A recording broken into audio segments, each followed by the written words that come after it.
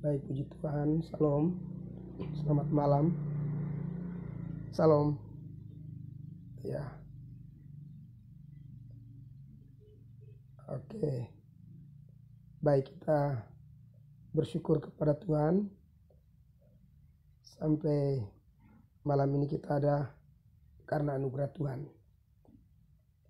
Sebelum kita istirahat malam, kita sharing-sharing beberapa menit sambil mengingat kebaikan Tuhan. Untuk semua teman-teman yang gabung, percayalah bahwa orang-orang yang mengenal Tuhan, orang-orang yang tahu siapa Tuhannya, mereka adalah orang-orang yang kuat. Sebab pengenalan akan Tuhan itu menentukan perjalanan hidup kita. Jadi masa depan kita adalah ketika kita mengenal siapa itu Tuhan. Tuhan Yesus Kristus. Apa yang telah Dia lakukan bagi kita, karyanya yang besar, karyanya yang sempurna, itu yang Tuhan mau. Ketika kita lebih dalam mengenal Dia, kita terus belajar untuk mengenal Dia, maka di saat itu kita akan mengalami satu pemulihan, kita akan mengalami kekuatan, kita tidak akan stres, kita tidak akan gampang depresi, kita tidak akan gampang putus asa dan kecewa, karena kita mengenal Tuhan. Kita mengenal Tuhan, mengenal kasih-Nya, mengenal kebaikan-Nya, mengenal anugerah-Nya. Ya, kita tidak ragu dengan Dia. Saudara, ketika kita ragu dengan Tuhan, maka Tuhan akan sedih. Dia akan menangis. Ya. Kenapa dia sedih? Karena untuk saudara, dia rela tinggalkan sorga. Saudara, sorga itu lebih dari ruang VIP dunia. Sorga itu semua ada di sana. Semua yang indah ada di sana. Semua yang mulia ada di sana. Semua yang kudus ada di sana. Dan Yesus Kristus yang adalah Tuhan, Dia ketika ada di sorga, Dia menikmati hal-hal yang indah, hal-hal yang luar biasa. Tapi Dia rela meninggalkan sorga untuk turun ke bumi, hanya untuk mencari saudara dan saya yang sudah terhilang. Dengan kasih-Nya Dia datang. Dengan kasih-Nya, dengan cintanya Dia datang untuk mencari saudara dan saya. Itu satu anugerah yang besar. Anugerah itu adalah sesuatu yang kita tidak pantas dapat. Kita tidak bisa dapat, tapi kita dapat, kita peroleh. Itu adalah anugerah. Sesuatu yang kita tidak bisa dapat, tapi kita dapat, itu adalah anugerah. Anugerah juga, pengertian anugerah adalah satu pemberian dari pihak atas kepada pihak bawah, yang mana pihak bawah tidak berhak untuk mendapatkan, tapi pihak bawah mendapatkan. Itu adalah anugerah. Anugerah itu adalah hadiah terindah. Anugerah itu adalah Yesus Kristus. Yesus itu tidak pantas kita dapat. Kita tidak bisa dapat hadiah terindah itu. Tapi akhirnya kita dapat juga. Karena ayat hafalan anak sekolah minggu kita waktu masih kecil, kita baca dalam Yohanes 3:16. Karena begitu besar kasih Bapa akan dunia ini, sehingga Ia mengurniakan anaknya yang tunggal, supaya siapa yang percaya tidak binasa, melainkan beroleh hidup yang kekal. Itu adalah pemberian dari atas, yang kita tidak berhak untuk menerimanya. Kita tidak pantas untuk menerimanya. Tapi Dia rela datang sebagai hadiah terindah. Dia datang mencari kita yang terhilang, kita yang tersesat. Dia datang dengan kasih-Nya. Dia mengangkat kita, walaupun risikonya Dia yang harus berdarah-darah untuk mendapatkan kita. Dia mengerjakan semuanya dengan kasih. Dia mengerjakan semuanya dengan cinta. Ketika Adam dan Hawa jatuh dalam dosa, mereka takut, mereka bersembunyi.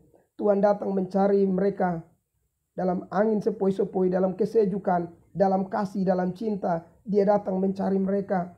Lalu ketika Dia dapati mereka dalam keadaan telanjang, Dia juga yang punya inisiatif, Dia punya cara untuk memulihkan ketelanjangan mereka. Yang tadinya mereka menutupi ketelanjangan mereka dengan daun-daun pohon, tapi itu tidak bisa menyelesaikan, karena itu adalah usaha manusia. Ada saat di mana daun-daun itu akan kering dan akan nampak kembali kesalahan kita. Tapi Dia mengambil seekor binatang dan Dia menguliti dan menutupi Adam dan Hawa. Itu berbicara tentang pengorbanan Kristus. Kekristenan beda dengan agama-agama lain. Kalau agama-agama lain berbicara bahwa agama adalah usaha manusia untuk mencari Allah. Sehingga mereka berusaha dengan berbagai macam cara. Bahkan ada juga dengan cara kasar untuk mencari Allah. Tapi kekristenan adalah Tuhan yang datang mencari umat ketebusan, umat yang dikasihinya. Jadi kekristenan bukan usaha manusia untuk mencari Allah, tapi Allah yang datang mencari manusia. Ketika kita mendapatkan anugerah itu, kita dapat cinta itu, kita dapat kasih itu, dari dalam kita itu seperti air yang mengalir. Dari dalam kita dirubah, itu akan keluar, saudaraku. Penjara, polisi, bahkan gereja sekalipun, siapa hamba Tuhan sekalipun tidak mampu merubah kita. Hanya perjumpaan dengan Tuhan, hanya momen di mana kita berjumpa dengan Tuhan. Ya, ketika kita punya pengalaman pribadi berjumpa dengan Tuhan, di saat itu kita dipulihkan.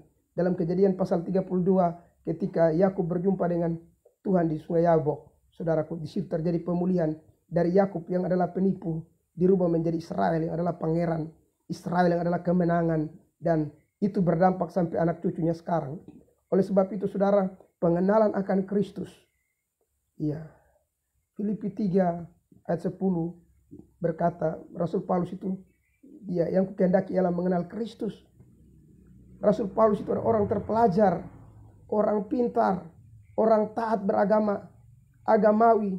Tapi setelah dia mengalami perjumpaan dengan Tuhan, dia menganggap semua pengenalannya dia kepada dunia, semua hikmatnya dia, itu adalah kesia-siaan. Itu tidak mampu menolong, itu tidak ada arti dibanding pengenalan akan Kristus. Jauh lebih besar pengenalan akan Kristus. Ketika saudara mengenal akan Kristus, di saat itu akan muncul kekuatan. Iya. Muncul kekuatan yang besar, saudaraku.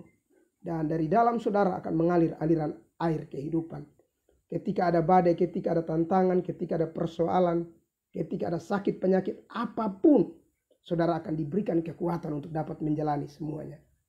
Oleh sebab itu, percayalah, bersama dengan Tuhan, kita pasti melewati semuanya. Badai seperti apapun. Ingat karya Kristus yang telah dikerjakan 2000 tahun yang lalu. Untuk saudara dan saya dia rela mati. Untuk saudara dan saya dia rela tinggalkan sorga. Dia akan mencari terus kita sampai dia mendapatkan kita. Sampai apa yang menjadi kerinduannya, yaitu bersama-sama makan sehidangan dengan dia, tercapai. Sebelum kerinduannya tercapai, saudaraku, dia akan terus mencari saudara dan saya. Karena saudara dan saya adalah target incaran dari kasih Bapa. Setan merencanakan yang jahat terhadap saudara. Tapi kasihnya jauh lebih besar. Kasihnya akan menyelamatkan saudara dan saya. Biar lewat renungan yang singkat malam hari ini, saudara boleh diberkati. Ingatlah, kita tidak boleh mencurigai Tuhan, meragukan Tuhan. Tapi kita harus menghargai kasihnya, karyanya, pengorbanannya, cintanya yang besar bagi kita. Oleh sebab itu ketika kita mengenal dia, mengenal karyanya, mengenal kasihnya, mengenal kebaikannya, seperti anak terhilang ketika dia pulang. Tadinya dia mencurigai Tuhan. Jangan sampai Tuhan membunuh dia. Jangan sampai bapaknya membunuh dia. Jangan sampai bapaknya marah terhadap dia. Jangan sampai bapaknya jadikan dia budak. Dia sudah rela. Tapi ketika dia pulang, saudara, bapaknya lari mendapatkan dia, memeluk, mencium dia. Dan memberikan dia pemberian-pemberian yang terbaik. Memberikan dia jubah, memberikan dia cincin, memberikan dia kasut. Di saat itulah dia mengalami metanoia, perubahan pikiran. Yang tadi dia mencurigai Bapa, tapi akhirnya di saat itu dia tahu ternyata Bapaknya penuh dengan belas kasihan. Demikian pula Bapa di surga. Dia selalu setiap hari bersama dengan kita dengan belas kasihan. Dengan kasih sayang, dengan cinta kasih. Karena dia tidak bisa menipu dirinya, dia adalah kasih. Dia akan selalu menuntun kita, dia akan selalu membimbing kita. Terima kasih saudara, tetap percaya Bapa, Putra, dan Roh Kudus dalam nama Tuhan Yesus Kristus akan selalu menolong kita. Apapun keadaan dunia, apapun prediksi orang, ketika kamu mengenal siapa Tuhanmu, mengenal dia lebih dalam, orang yang mengenal Tuhan akan menjadi orang-orang yang perkasa di bumi. Terima kasih buat semua sahabat-sahabat dimanapun saudara berada. Saya percaya Tuhan sangat mengasihi kita semua. Tuhan sangat menyayangi saudara. Apapun persoalan, mungkin saudara bilang, saya mengalami masalah yang besar. Pak Pendeta, engkau tidak tahu masalah saya. Engkau belum pernah alami. Oke, kami tidak tahu. Atau saudara bilang, kakak, kau tidak tahu masalah saya. Masalah saya besar, masalah saya serius. Oke, saya tidak tahu. Tapi Tuhan Yesus Kristus tahu, dia mau dan dia sanggup untuk menolong kita. Karena dia pernah merasakan apa yang kita rasakan. Bahkan dia pernah lebih menderita daripada kita. Dia ditinggalkan oleh sahabat karib yang makan sehidangan dengan dia. Dia didustai.